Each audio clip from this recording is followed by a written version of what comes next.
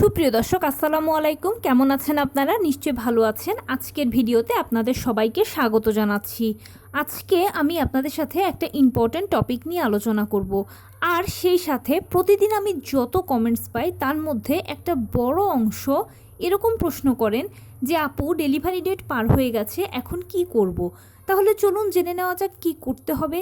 By the way, মূল ভিডিওতে যাওয়ার আগে একটা কথা বলি।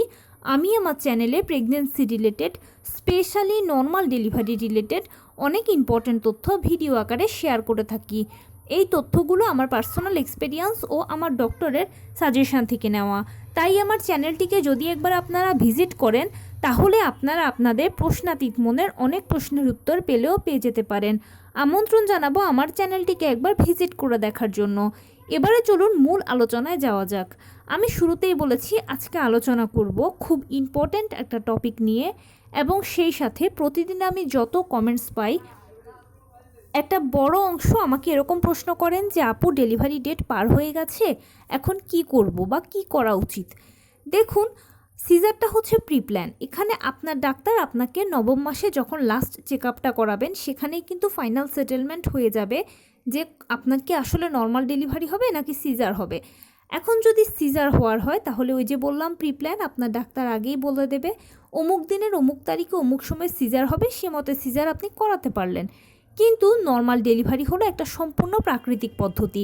এখানে প্রথম থেকে শেষ পর্যন্ত প্রতিটি ধাপ প্রাকৃতিকভাবে শুরু হয়ে প্রাকৃতিকভাবেই শেষ হবে।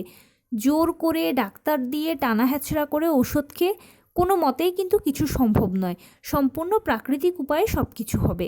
এখন আপনি যখন প্রথম কনসিভ করবেন তখন আপনার ডাক্তার আপনাকে একটা ইডিডি বা এক্সপেক্টেড ডেলিভারি ডেট দেবে। সেই সম্ভাব্য তারিখের মধ্যে অনেকের ডেলিভারি হয়ে যায়, অনেকের এই তারিখটার বহু আগেও হয়ে যায়, আবার অনেকের বহু পরেও হয়। ধরে নিচ্ছি আপনার একটা ডেট পার হয়ে গেছে বা যে সম্ভাব্য তারিখটা দিয়েছে সেই তারিখটা পার হয়ে গেছে। আপনি খুব টেনশন করছেন, টেনশন হওয়াটা স্বাভাবিক, কিন্তু প্রথমেই বলবো প্লিজ টেনশন করবেন না। কারণ টেনশনটা এ সময় ভীষণ ভীষণ ভীষণ রকমের খারাপ। কারণ হয় কি, টেনশন করলে আমাদের প্রেশারটা ওঠানামা করে, আর প্রেশার ওঠানামার কারণে অনেক সময় দেখা যায় যে গর্ভের ভেতরে এই প্রেশারের চাপের কারণে বাচ্চারা মারা যায়। আপনি নিশ্চয়ই চাইবেন না আপনার সাথে এরকম খারাপ কিছু ঘটুক, সেজন্য টেনশন করবেন না। নিজেকে যতটা সম্ভব যে উপায়ে সম্ভব টেনশন ফ্রি রাখার চেষ্টা করবেন। আর একটা ডেট পার হয়ে গেছে, ঘাবড়ানোর কোনো কিছু নেই। আপনি ডাক্তারের কাছে যান। ডাক্তারের কাছে গেলে আপনার ডাক্তার আপনাকে চেক আপ করে দেখবে যে আপনি ঠিক আছেন কিনা, বাচ্চার সব কিছু ঠিক আছে কিনা। যদি সব কিছু মোটামুটি ঠিকঠাক থাকে, ইনশাল্লাহ আপনার ডাক্তার আপনাকে এক্সট্রা আরও 7 দিন সময় দেবে। সেই 7 দিনের ভেতরেও কিন্তু পেইন এসে আপনার ডেলিভারি হয়ে যেতে পারে। ধরে নিচ্ছি সেই 7টা দিনও আপনার পার হয়ে গেছে। এরপরে আবার ডাক্তারের কাছে যাবেন। আপনার ডাক্তার আপনাকে আবারও চেক আপ করে 2 দিন, 3 দিন, 5 দিন সময় দেবে পেশেন্ট ভেদে। কাউকে 2 দিন দেয়, কাউকে 3 দিন দেয়, কাউকে 5 দিন দেয়, কাউকে আবার 1 সপ্তাহ ডাক্তার দিতে পারেন, যার কন্ডিশন যেরকম সেটা বুঝে। এর মধ্যেও আপনার ডেলিভারি হয়ে যেতে পারে। আর এভাবে করতে করতে মোটামুটি 40 সপ্তাহ পর্যন্ত আপনি অপেক্ষা করতে পারবেন। তাহলে 3টি ধাপে আপনার ডাক্তার আপনাকে 40 সপ্তাহ পর্যন্ত নর্মাল ডেলিভারির জন্য অপেক্ষা করাবে। ইনশাল্লাহ নর্মাল ডেলিভারি এর মধ্যেই হয়ে যায়। মনে রাখবেন, নবম মাসের 37 থেকে 40 সপ্তাহ হচ্ছে নর্মাল ডেলিভারির আদর্শ সময়। ম্যাক্সিমাম ডেলিভারিগুলো হয়তো 37 সপ্তাহে হয়, নয়তো 38 সপ্তাহে হয়, নয়তো 39 সপ্তাহে হয়, নয়তো 40 সপ্তাহে হয়। বেশিরভাগই 37 থেকে 39 সপ্তাহের মধ্যে ডেলিভারিগুলো হয়ে যায়। তাই প্লিজ টেনশন করবেন না, টেনশনের কিচ্ছু নেই এখানে। এবারে যদি কারো 40 সপ্তাহ পার হয়ে যায় তখন সেক্ষেত্রে আপনি আবার ডাক্তারের কাছে যাবেন। যদি ডাক্তার দেখেন যে আপনার মুভমেন্ট খুব ভালো আছে, বেবির মুভমেন্ট খুব ভালো আছে, সব কিছু একদম নর্মাল ডেলিভারির অনুকূলে আছে, তখন চাইলে ডাক্তার আপনার সাথে পরামর্শ করে আরও একটা সপ্তাহ মানে 41 সপ্তাহ সময় দিতে পারে।